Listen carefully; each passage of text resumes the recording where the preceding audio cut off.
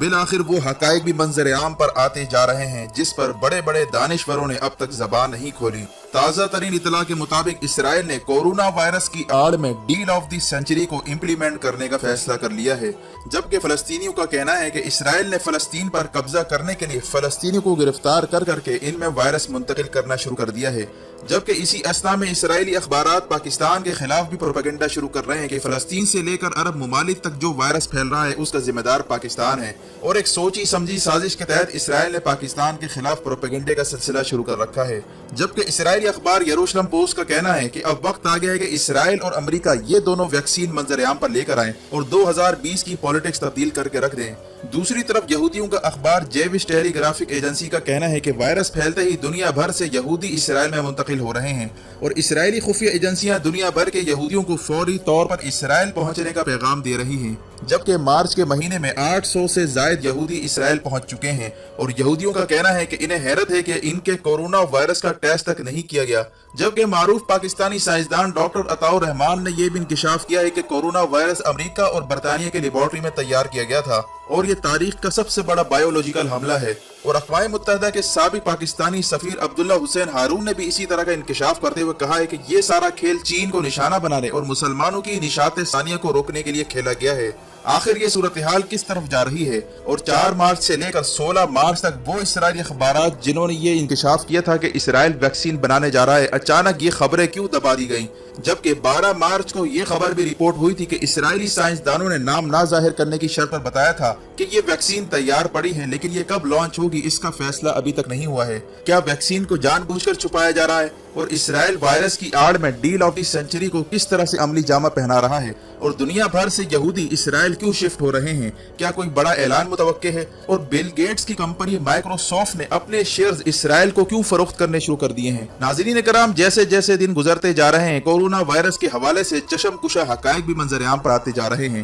یروشلم post نے دعویٰ کیا ہے کہ موساد کو کورونا وائرس سے نمٹنے کے لیے آپریشن کا چارج دے دیا گیا ہے۔ اسرائیلی خفیہ ایجنسی موساد کا سربراہ جس کا نام یوسی کوہن ہے، اس کا کہنا تھا کہ وزیر اعظم نیتن یاہو کی جانب سے موساد کو ٹاسک دیا گیا ہے کہ اسرائیل کو بایولوجیکل حملوں سے بچایا جائے، جبکہ اس کا کہنا تھا کہ تمام احتیاطی تدابیر کے باوجود اس بات کا امکان ہے کہ بایولوجیکل وارفیئر کا آغاز ہو سکتا ہے۔ جبکہ اسرائیلی عوام کا کہنا ہے کہ کورونا وائرس کی وجہ سے اسرائیلی وزیر اعظم نیتن یاہو کو اپنی حکومت بچانے کا موقع مل گیا ہے، جس نے وائرس کی وجہ سے اسرائیلی پارلیمنٹ سے لے کر تمام ادارے بند کر رکھے ہیں، اور اپنے حریف بینی گیٹس کو مفاہمت پر مجبور کیا ہے، جس نے نیتن یاہو جیسے کرپٹ لوگوں کو دوبارہ حکومت بنانے کا موقع فراہم کیا۔ اور اب یہ اطلاع بھی آ رہی کہ اسرائیل کا سابق آرمی چیف بینی گیٹس نے گھٹنے ٹیکتے ہوئے نیتن یاہو کی فاشسٹ حکومت کو تسلیم کرنے اور اپنے 16 کے قریب اراکین سمیت حکومت میں شامل ہونے کا اندیا دیا ہے، جس کے بعد ٹرمپ نیتن یاہو کو فون کر کے مبارکباد کا پیغام بھی دیتا ہے۔ جبکہ کچھ عرصہ پہلے امریکی میڈیا نے یہ بھی کہا تھا کہ کورونا وائرس کی وجہ سے ٹرمپ کو فائدہ ہونے جا رہا ہے اور اگلی حکومت بنانے کے امکانات بھی روشن ہوتے جا رہے ہیں،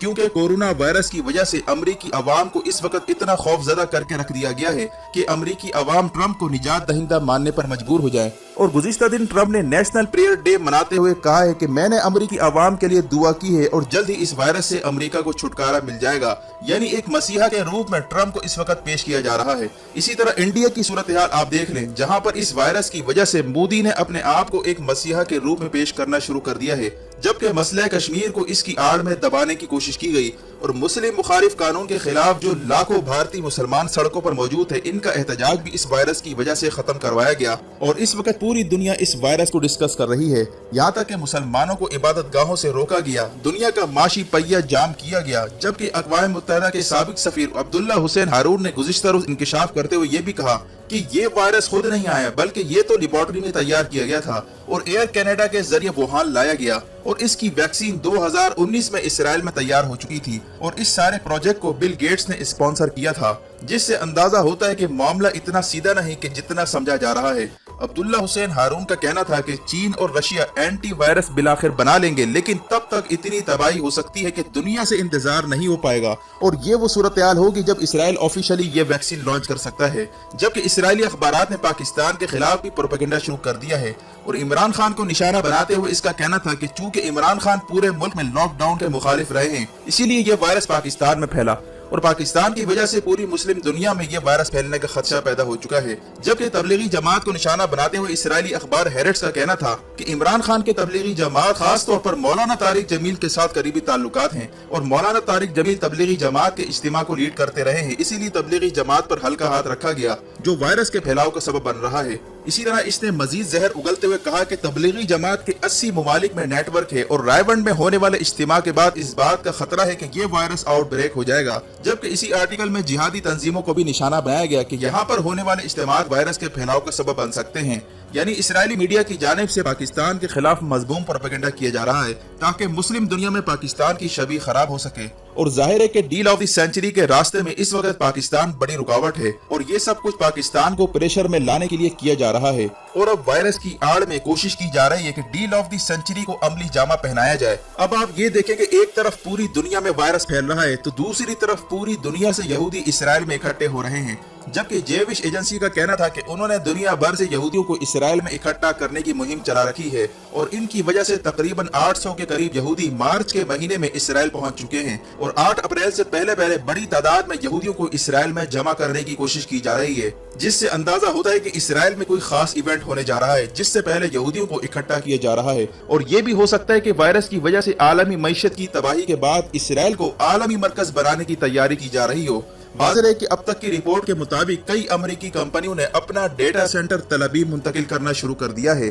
और ये तब से हो रहा है जब अमेरिकी सदर ट्रंप ने अमेरिकी सफारत खाना यरूशलेम में मुंतकिल करने का ऐलान किया था। इसके बाद से लेकर अब तक कई अमेरिकी कंपनियां इसराइल शिफ्ट हो रही हैं या फिर इन्हें इसराइल के हाथों फरोख्त किया जा रहा है। जबकि माइक्रोसॉफ्ट कंपनी का बानी बिल गेट्स ने भी इसराइल को अपने कई शेयर्स फरोख्त करने का ऐलान कर रखा है और ये शेयर्स इसराइल के फेशियल रिकॉग्निशन कंपनी में थे जो इसराइली खुफिया एजेंसी के लिए काम किया करती थी। जबकि 2014 से लेकर अब तक बिल गेट्स एक एक करके कई शेयर्स इसराइल को फरोख्त करता रहा है और 13 मार्च को बिल गेट्स के माइक्रोसॉफ्ट के बोर्ड से इस्तीफा देने के बाद ये इम्कान भी पैदा हो चुका है कि माइक्रोसॉफ्ट कंपनी इसराइल को फरोख्त कर दी जाएगी। जबकि अब तक इसराइल के सामने सबसे बड़ी रुकावट वो ममालिक हैं जो इसराइल को तस्लीम नहीं करते और इस वायरस की आड़ में इसराइल अपने लिए जगह बनाने की सर तोड़ कोशिश कर रहा है। और मीडिया के जरिए इस वक्त ये खबरें लीक करवाई जा रही हैं कि इसकी वैक्सीन इस वक्त इसराइल के पास मौजूद है ताकि वो ममालिक जो इसराइल के खिलाफ हैं या जो दुनिया में इसराइल की खराब छवि है उसको किसी तरह ठीक किया जाए और इसकी आड़ में दुनिया इसराइल को तस्लीम करने पर मजबूर हो जाए।